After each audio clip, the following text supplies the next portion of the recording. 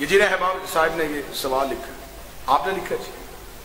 کس نے لکھا ہے؟ آپ نے لکھا جی؟ بسم موضوع ہے، میں نے کل کی مجلس میں اس پہ سیر حاصل جتنی ہو سکے اتنی گفتگو کرنے کی کوشش کی تھی کہ جمعہ کی نماز کے حرام ہونے کا بات نہیں ہے. جمعہ کا خطبہ جو ہے یہ سوائے معصوم کے کوئی نہیں دے سکتا. معصوم کے لیے جمعۃ الواجبہ کے نام سے مختلف کتابیں ہیں. معصوم کے لیے ہے کہ معصوم جمعہ پہ اپنی اطاعت کا حکم دیتا ہے. معصوم اس خطبہ جمعہ پہ اطاعت کرواتے ہیں. آج اگر کوئی نائب امام بن کے امام کی جگہ پہ امام کی بیعت لے تو ہم اس بات کو تسلیم نہیں کرتے، کیونکہ امام کی جگہ پہ ہمیشہ امام ہی آئے گا.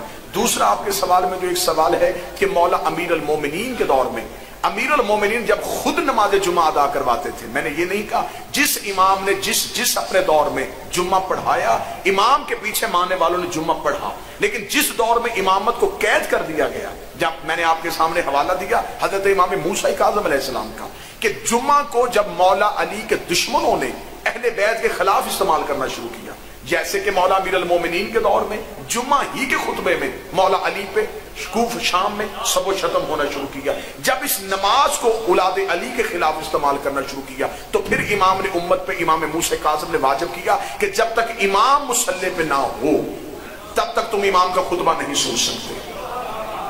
نماز کی صحت سے کوئی انکار نہیں ہے، عبادت کی صحت سے کوئی انکار نہیں ہے، لیکن ہم ہر اس عبادت کو قبول کرنا چاہیں گے جو عبادت کی ہمیں معصوم حکم دیتا ہے. اب اگر آپ نماز جمعہ کی ادائیگی کے لیے کل بھی گئے تو جو مولانا جنہوں نے نماز جمعہ پڑھائی انہوں نے آپ کو ظہر یا عصر میں سے ایک نماز کا اختیار دیا کہ آپ نے ایک نماز کو چھوڑنا ہے، جمعہ آپ نے جماعت کے ساتھ پڑھنا ہے، پھر وہ نماز آپ نے فرادہ کی نیت سے اختیاری حیثیت سے پڑھنی ہے. میری گزارش یہ ہے کہ جو نماز مولا اللہ نے قرآن میں واجب کی تھی اسے مولوی نے اختیاری کر دیا، اور جس کے لیے سنت مؤکدہ یا واجب تاکیدی کی نیت سے تھا اسے واجب کیوں کر دیا؟ صرف اس لیے واجب کر دیا تاکہ وہ اپنے اس قد کو منوا سکیں کہ ہم جمعے کا خطبہ دے سکتے ہیں. اگر آپ ایک نماز جمعہ کے لیے اپنی ایک واجب نماز کو اختیاری کر سکتے ہیں تو واجب نماز آپ اختیاری نہیں کریں گے. آپ جمعہ کو اختیاری کر سکتے ہیں، واجب نماز کو اختیاری نہیں کر سکتے. مذہب شیعہ میں اس پہ بہت سی بحثیں پہلے بھی ہو چکی. اور دوسرا آپ نے سوال کے آخر میں میرے محترم جو سوال کیا کہ جن علماء کی آپ بات کرتے ہیں کہ آپ علماء میں سے نہیں ہیں، ہمیں کس کے پیچھے چلنا چاہیے؟ تو امام وقت کی جو توقیحات ہیں، جب ہمارے امام غیبت کبریٰ میں گئے تو امام نے کہا تھا کہ میرے جانے کے بعد دو طرح کے علماء ہوں گے، ایک علماء سو ہوں گے، ایک علماء خیر ہوں گے. امام سے پوچھا گیا کہ مولا نشانی کیا ہوگی؟ فرمایا علماء سو جب بھی گفتگو کریں گے تو آغاز یہاں سے کریں گے کہ میرا خیال ہے. یہ مالک نے نشانی بتائی، مولا نے اپنی توقیع میں لکھا. مولا نے فرمایا کہ جب علماء سو بات کریں گے تو وہ کہیں گے میرا خیال ہے، اور جب علماء خیر بات کریں گے تو وہ کہیں گے معصوم نے کہا ہے.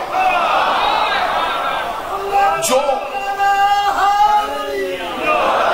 قرآن کے ساتھ معصوم کی نص کو ثابت کرے اسے ہم تسلیم کریں گے. جو قرآن کے ساتھ معصوم کی نص کو ثابت نہ کر سکے اس کا مطلب ہے کہ وہ دین کے نام پہ دکانداری کر رہا ہے. مذہب اپنے ذاتی سوچ کا نام مذہب نہیں. ہمیں جو ایک لائن دے کے گئے ہیں معصوم، ہم نے اس لائن پہ چلنا ہے.